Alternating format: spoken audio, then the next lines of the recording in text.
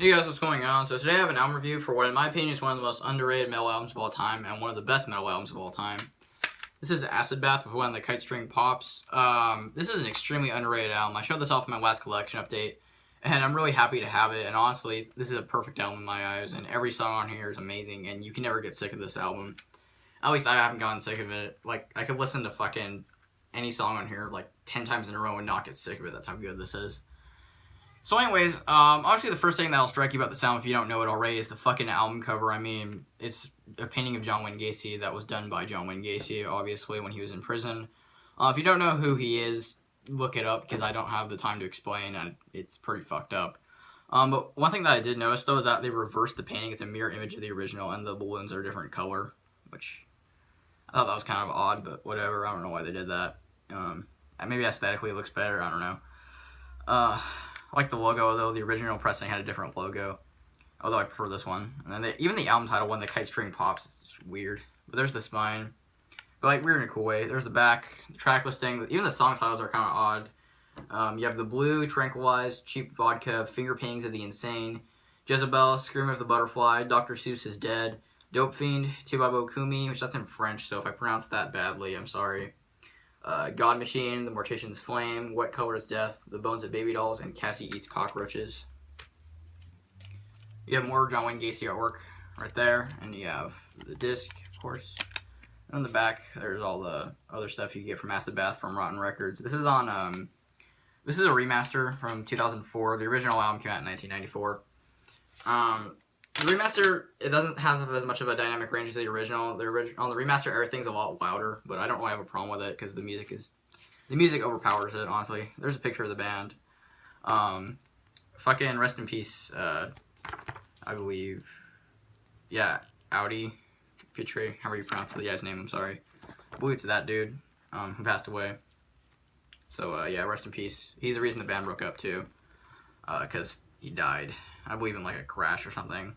Like a car crash. But anyways, you have all the lyrics, which I think is kind of dumb how they put it in these huge paragraphs. But what's interesting, though, is that they put a bunch of the words in bold, and it makes, like, a sentence. So it says, laughing into forever, acid party under the sun, slow motion tranquilize, stop confusion, taste, suck away the pain, a soft rope and dirty needles, whisper, suicide, whisper, escape, handcuffed to the king, blue sun ripples, the insect circles of the dead, I'm bored, bone, the innocence, love, pain, the queen, and whisper, we want freedom again, nowhere avenue, slowly fade, trip with the sun, hum the whisper of screaming freedom. So yeah, it's kind of hard to make all that out because the text is so tiny. That's really weird, though. I don't even know if that was intentional to make a sentence or not, or if I'm just weird. But anyways, every song on here is perfect. If you don't know Acid Bath, they're a sludge metal band, I believe, from the NOLA scene. And they're just fucking perfect. Although they aren't straight up sludge metal like your Crowbars or your I Hate Gods. They're more like, they mix a lot of stuff. They mix death metal and grindcore and even folk. They mix fucking a little bit of grunge. Like just a little bit of all different kinds of styles of music and make it sound cohesive without making it sound weird and experimental, because this is definitely experimental, but you could still headbang to this album. You could still probably mosh to this album, because it's still very like straightforward sounding, even though there's a lot of different kinds of songs on here. So the first song, The Blue, it's a straight up sludge metal song, one of the best songs on here, really great, really dark lyrics on all the songs on this album, really twisted lyrics, and some of them don't even really make much sense, but they're very poetically written, and it's really just sickening in a good way. Like, it makes you think, and it's awesome. So yeah, The Blue is a great track. Tranquilize is more like a straight up rock and roll kind of song, basically, and it's a pretty good song, even though the lyrics are still twisted as fuck. That's probably the most accessible song on the album, besides like Scream of the Butterfly, but we'll get to that. Cheap Vodka is like a really punky, fast, aggressive song, really short, and a really fun song.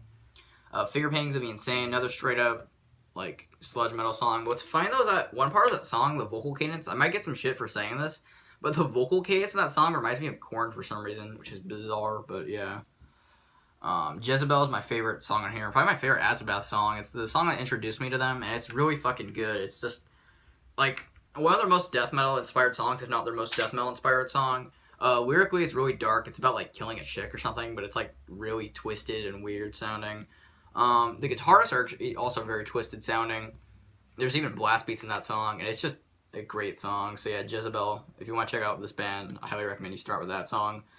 Scream of the Butterfly is pretty much their most popular song. It's like a folk kind of ballad kind of song, but the lyrics I've read are about a girl performing an abortion on herself. So yeah.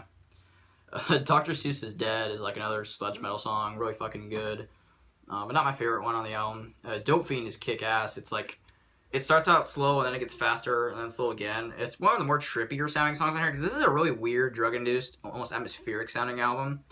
And that song is definitely a great example of that. And there's one weird part lyrically at the end of the song where he just screams, "Yeah, motherfucker, I'm high. I'm so thankful just to be alive," over and over again.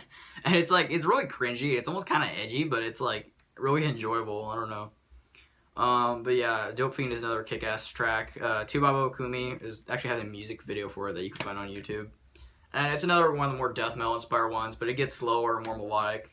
I really like the mix of the clean and harsh vocals on this album from Dax Riggs. He's one of the best metal vocalists ever, in my opinion, honestly. Because he has a very, his clean vocals are very grunge inspired. Reminds me a lot of the guy from Alice in Chains. And then his harsh vocals are very unique, though. And even his clean vocals are unique, but they're very grungy sounding. But anyways, his harsh vocals are industrialized. They have like distortion on them, and they sound really fucking aggressive as well, and very animalistic. So yeah, I love his vocals, and just everything on this album is great. And I also really love the bass on this album. It sounds very like, the bass kind of holds the songs together, honestly. So yeah, God Machine, another death metal kind of song. Mortician's Flame, great track. It has like a very twisted, melodic sounding chorus, and it's almost epic sounding the way the song is. Like I said, it's telling a tale for some reason. I don't know why. But that's a great track. What Color is Death is probably my least favorite song here. It's really good, but it's just not the most memorable. So yeah. The Bones of Baby Dolls, my favorite ballad that Acid Bath has ever done.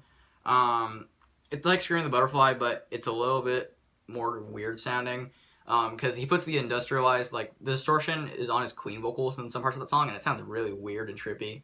But that's a great one. And Cassie Hates Cockroaches is like a really fast sludge metal song, and it's a great way to close the album. It sounds really fucked up and twisted. Lyrically, it's pretty fucked up, and they use samples from, I believe, the rape scene from Clockwork Orange. So yeah, this is a really fucked up and offensive band. So if you get easily disturbed by messed up lyrics, this is not for you. Even if you listen to shit like brutal death metal, not quite brutal death metal, but just regular death metal. Like if you like Cannibal Corpse or Carcass, you'll still find this to be fucked up and disturbing, because that makes that shit look like fairy tales. So yeah, Acid Bath when the Kite String Pops. 10 out of 10. I feel sorry for you if you've never listened to this, because it's a goddamn masterpiece. So yeah, check it out if you have not, because I highly recommend it, and it's one of my favorite albums. But that's it for this video, though. Hope you guys enjoy. Remember to like, comment, subscribe. See you later.